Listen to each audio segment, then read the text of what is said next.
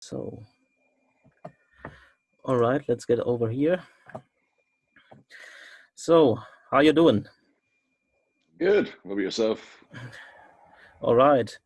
So, straight out of the home office, just much like the WWE itself right now. So, well, not for much longer. I mean, this is my Yeah, I've heard office, about that. my I've heard my about that. interview room, where all the excitement happens in my house. But yeah, we've become for the Performance Center for about 4 months now. I've been very proud of everything we've been able to do, without the WWE Universe there in attendance and bringing everyone content during these difficult times. Yeah. But we're WWE, some other sports have started integrating some virtual screens. We got a little bit jealous. We have to take everything to the next level. So this week on SmackDown, we're bringing, I'm sure you've heard about it, the Thunderdome. Yeah, the Thunderdome, right. Oh, yeah. In We're just going Orlando to it have is, like a huh? few hundred. Oh, yeah. It's going to be in Orlando at the Amway. We have a residency there for the current foreseeable future. And we're not just going to have a few hundred fans on the screen. We're going to have up to 1,000 fans at a time. They're going to be switching in and out. There'll be thousands of people throughout the show. We're going to have that, real live show atmosphere back, along with some lasers, some pyrotechnics, some smoke. Everyone's going to have like a WrestleMania style entrance. It's going to be insane. Yeah. Kevin Dunn he sounded very excited. Yeah, he's very excited about it. When he gets excited about something, I get excited about something because him and his team are just revolutionary when it comes to technology. Yeah, and he's been around forever, huh? I mean, oh yeah, in this capacity. yeah. I don't like to put numbers on it in case he hears the interview and then shows his age. But yes, Kevin's been around for a long time.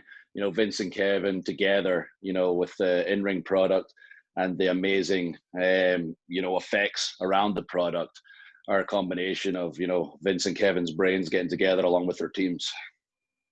All right. So, a long time in the making. You had quite the resurgence, because I have to be faithful here.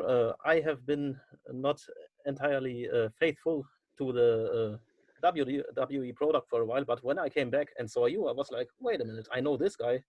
What has changed?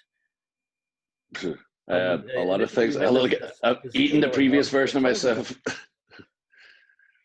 So I got a little bit bigger. I was saying it looks like I've eaten the previous version of myself and All right. gained about 40 pounds. But yeah, it's funny you say that. I see old pictures of myself and old clips of myself, and I don't believe it's me sometimes because I'm just so young and baby faced, a lot smaller. I can see how uncomfortable I am at times. It may not be obvious to everybody, but to me, it's kind of obvious that I'm a little uncomfortable at times and where I'm at now, and being a little older and wiser and experienced and just so comfortable in everything I do. It's a big difference, and it really helps, to be champion. Because back then, if I was champion, it certainly wouldn't be the same as it is now as champion. Yeah, what I noticed, it seems that you just found your groove, so to speak. When I watched the older stuff, which I did in preparation for this interview, it sometimes seemed that as if you were reading off of an internal teleprompter. And now you just come in and bam. It's pretty much it. It's also weird, like aside the fact that I was really trying hard to remember my lines, and it was pretty obvious. My voice sounded completely different. I've heard clips of myself recently, and I thought that I have two puberties, because it's so weird that I had a high pitched voice like this for some reason. And I was like, man, I used to talk like that. But now it's like such a comfort level where I don't have a piece of paper that I learn from anymore. I know the idea, what I want to say, but I know who Drew is because I am Drew, and I go out there and I say how I feel, and I speak from the heart now. And like you say back then, trying to speak from memory and speak from here is not the same as speaking from here in the heart. Yeah, absolutely. Well, that's how the greats do it, right? They just crank up the volume. Yeah, that's it. And that's, you look through history, the Rocks and Stone Colds, Bret Hart, especially during his heel run. I can assure you, they weren't sitting there studying a script and trying to remember words. They just went out there and they felt it and they fed off the crowd. And that's the cool thing. I've enjoyed this environment to really show a different side of myself, and it's been real quiet. And I'll be able to tell like more complex stories and more character development, but I miss that crowd interaction, that crowd participation. And that's why I'm so excited the Thunderdome, we're going to get that. And I can't even imagine. I've not seen it. I don't know what it looks like. I'm trying to picture in my head, are the fans going to be like around the top of me, around the sides? I just don't know what it's going to look like. I just know it's going to be awesome. Well, let's hope that it goes technically smooth. Speaking of the absent fans, that had to be a very awkward contrast when you, beat Brock Lesnar, at WrestleMania, certainly a childhood dream coming true, and nobody Yeah, there to see it.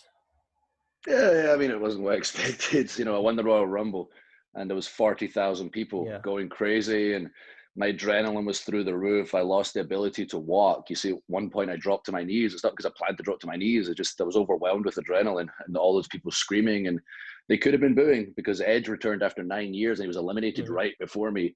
Winning, so it could have went very wrong, but they stayed with me. They were cheering like crazy. It was unbelievable. And then you cut to WrestleMania. It's supposed to be double the amount of people in Raymond James Stadium, 15 minutes down the street, but then the pandemic hits. There's nobody there. But honestly, it was the exact same level of emotion, just different kind of emotion. You know, at Royal Rumble, adrenaline through the roof, could barely walk.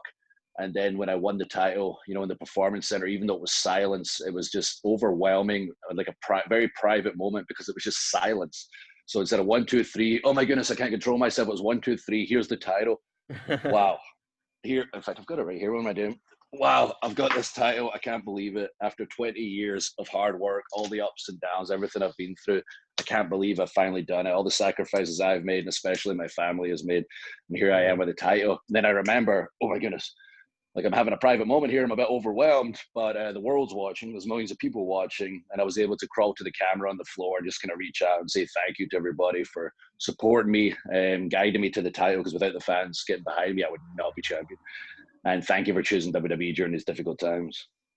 Yeah, especially your parents, I have learned, went literally to great lengths to get you started on your way with long trips to the next gig and Yeah. stuff. Yeah, I mean, I don't know what Wikipedia says at the moment. I think it said on there at one point we moved to England to live there, which is not technically true. But I used to commute 12 hours to wrestling training, and then 12 hours back. So it was a 24-hour round trip. Took years to convince my mom to let me go. I was 15 when she finally let me go. But yeah, she would give me the money for it. My nana, like her mother, would give me the money for it. They funded it when I said oh, I don't know if I could be able to go next time as well. You got to save up to go, Drew. And even if I didn't have the money, they would always slip me the money to make sure I could make wrestling training. Always supported me through my journey of saying I'll be the first ever Scottish wrestler signed. I was like, okay, sure you will, Drew, but please stick in school just in case you're not the first ever Scottish wrestler signed, because that seems like a bit of a far-fetched dream. But they supported me the whole time as long as I stuck in at school. And at 21, I got my degree in criminology from Glasgow Caledonian University. And thankfully got signed and became the first ever Scotsman signed to WWE. And they kind of said, I mean, we always believed in you, but it was a bit far-fetched. So we're very proud you actually did it. Yeah, the first Scottish champion even, huh? Don't sell yourself short. Yeah. First Scottish champion, first British champion, first Royal Rumble winner from the UK. It's just mental. Like the things that have happened in the history-making moments after such a long journey are really, really cool that I'll be in history for that. One of the more unique records or distinctions that you hold also is that you are the only guy who got actually released from WWE, come back, go to NXT, and win the championship there. Why was it that you went back to NXT first? I mean, technically seeing you were on the indie circuit, you were very busy reinventing yourself. What was the motivation starting out in NXT? I mean, there was no other option as far as I was concerned. And thankfully, Triple H agreed with me when we had a conversation before I came back that the NXT fans, aside NXT itself, you know, it's an environment where I could continue what I was doing to be a leader and kind of bring up the younger talent around me and be a leader. And I wanted to prove myself also and show what I'm all about now. But also on top of all that, the NXT fans are the hardcore fan base. They follow the product. You know, outside of WWE, they follow the independent scene. They knew exactly what I was doing during that time. And Raw and SmackDown, especially at that time, obviously NXT is on USA now.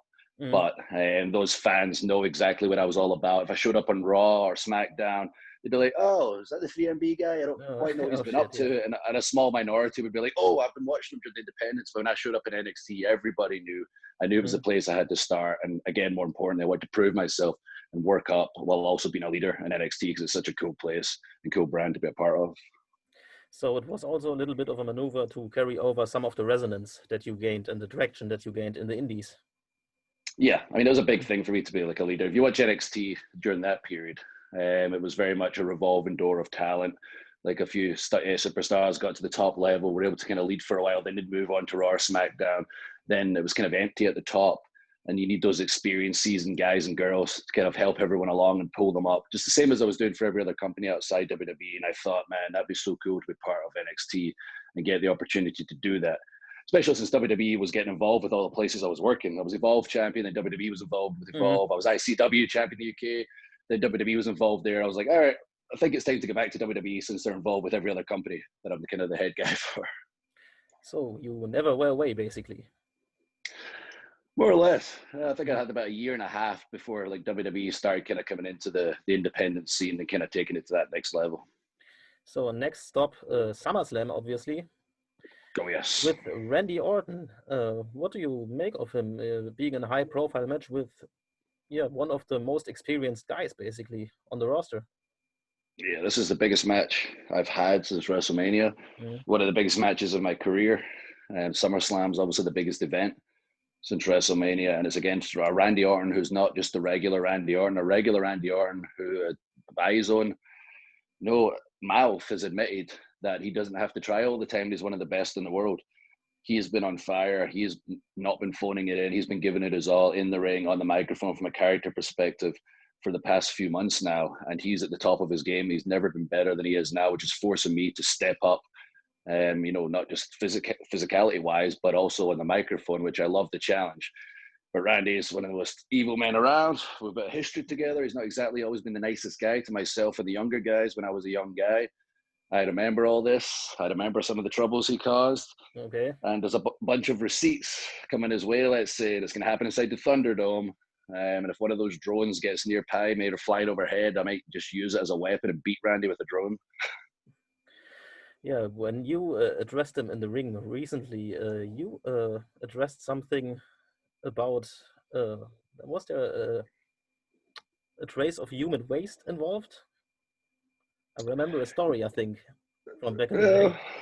Yeah, well, if the ones, let's just say the people that get the reference got the reference. It was in there, in there by design, not because someone wrote it. All right. Okay, Joel here is saying we have to wrap it up, basically. So then let's wrap it up with this. Will you be the champion who we will see still holding the title at the end of this crisis with actual fans around? Yes, that's the big goal that I've got right now. Obviously, Randy Orton's a heck of a challenge. I really think I have to beat Randy to prove, I deserve to be on top of the mountain. Brock's the biggest test I've had. I've had a couple of great challenges since then, but nothing compared to Randy Orton. I think that victory is really going to cement me as, the top guy in WWE. So I have to pull that off. And then I want to keep the momentum going. I want to make sure we get the fans back in the building. I want to walk out WWE-Champion and raise that title in front of them all. And finally, have our big wrestling moment together. And hopefully in the Thunderdome. I'm excited for the Thunderdome. Maybe the fans will be inside the Thunderdome eventually. That'll be cool. All right. Hey, we will all be there to see it. Good luck. Awesome. Appreciate it. Thanks for having me, buddy. And hopefully, soon enough, we're going to get back on tour. We're going to be back in Germany. We're going to have a heck of a time. All right. Looking forward to it. Thank you, man.